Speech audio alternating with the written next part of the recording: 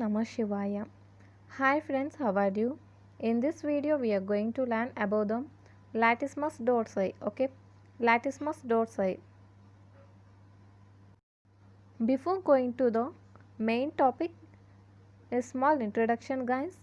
Posterior axo-appendicular muscles that connecting the scapula with vertebral column. The muscles that attach the scapula to the back of the trunk are arranged in two layers, 2 in the superficial layer and 3 in the deep layer. Superficial layer of muscles are trapezius and latissimus dorsi. This is the topic we are going to learn. Okay. See deep muscles also, and deep layer of the muscles are 3: levator scapulae, rhomboides major, rhomboides minor. Coming to the topic, latissimus dorsi. Latissimus dorsi. In Latin, latissimus means widest and dorsi means back. The latissimus dorsi is a wide flat triangular muscle on the back, lumbar region and lower thorax. It is mostly superficial except a small portion covered posteriorly by the lower part of the trapezius. Latissimus dorsi is a wide flat triangular muscle on the back. It is mostly superficial except a small portion that covered posteriorly by the lower part of the trapezius. Coming to the origin of the latissimus dorsi, and this latissimus dorsi arises from spines of lower 6 thoracic vertebrae anterior to the trapezius by tendinous fibers. Posterior lamina of thoracolumbar fascia by tendinous fibers. Outer lip of the posterior part of the iliac crest by muscular slits. Lower 3 or 4 ribs by fleshy slits. Inferior angle of the scapula. This is the origin of the latissimus dorsi. Once again, latissimus dorsi arises from spines of the lower 6 thoracic vertebrae anterior to the trapezius by tendinous fibers. Posterior lamina of thoracolumbar fascia by tendinous fibers. Outer lip of the posterior part of the iliac crest by muscular slits. Lower 3 or 4 ribs by fleshy slits.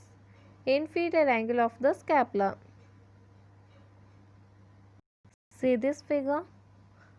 This is the latissimus dorsi. Okay, this is the latissimus dorsi muscle, and the origin of the latissimus dorsi is lower 6 thoracic vertebrae. Lower spines of the lower 6 thoracic vertebrae anterior to the trapezius by tendinous fibers. Okay guys, lower 6 thoracic vertebrae anterior to the trapezius by tendinous fibers, and posterior lamina of the thoracolumbar fascia. See here, this is the thoracolumbar fascia. Posterior lamina of the thoracolumbar fascia. This is also by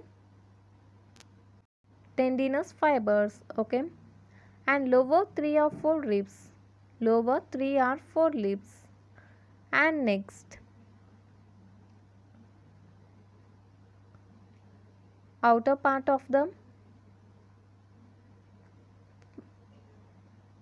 outer lip of the, okay guys, outer lip of the posterior part of the iliac crest by muscular slits. Okay, outer lip of the posterior part of the iliac crest by muscular slits. This also gives the origin to the latissimus dorsi and inferior angle of the scapula.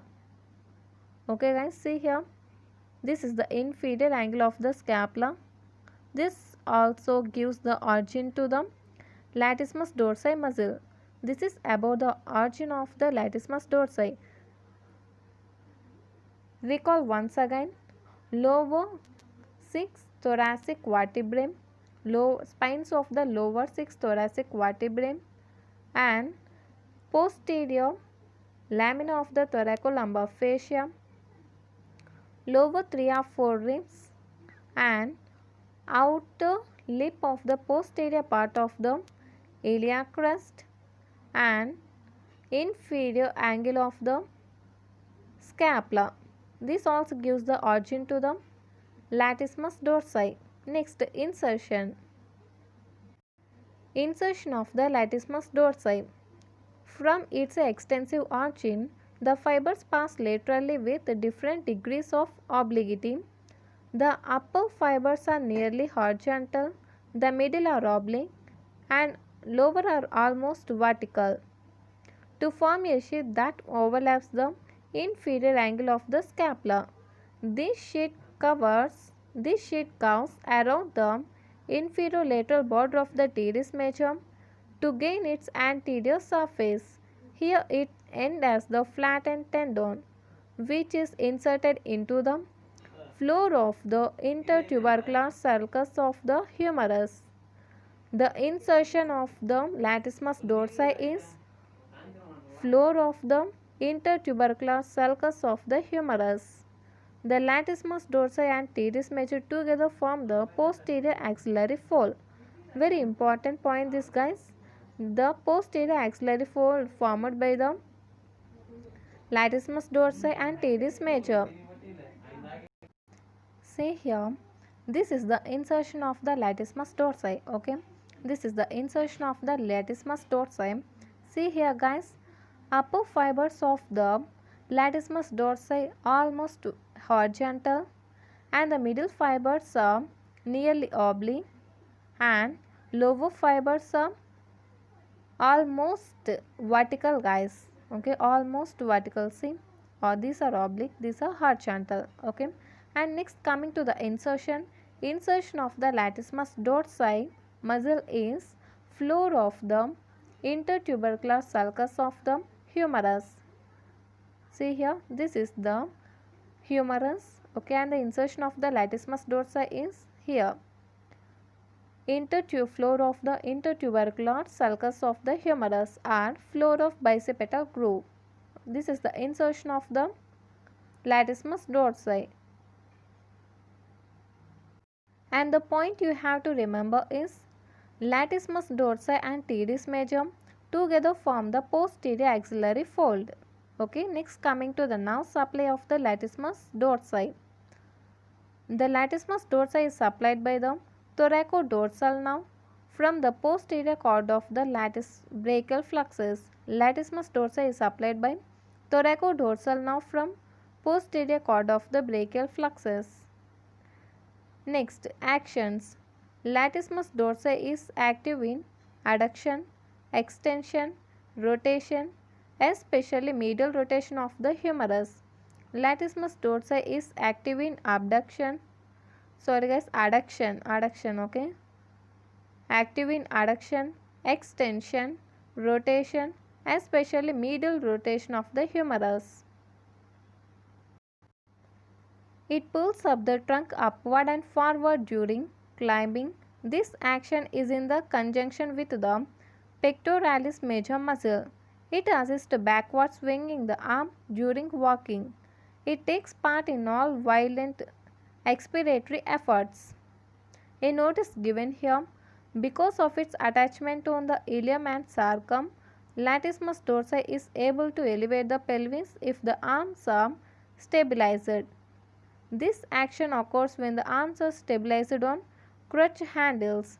This is a very good example of reversal of the muscle action where proximal attachment pulls the distal attachment. This is a very good example of reversal of muscle action where proximal attachment pulls the distal attachment, that means origin pulls the insertion. Next, coming to the clinical testing of the latissimus dorsi. The posterior axillary fold becomes attenuated when a 90 degrees abducted arm is adducted against the resistance of when patient coughs violently. Once again, the posterior axillary fold becomes attenuated when a 90 degrees abducted arm is adducted against the resistance or when patient coughs violently. This is about the latissimus dorsi muscle. If you like my explanation, please like, share and don't forget to subscribe and don't miss the notifications. Thank you, guys.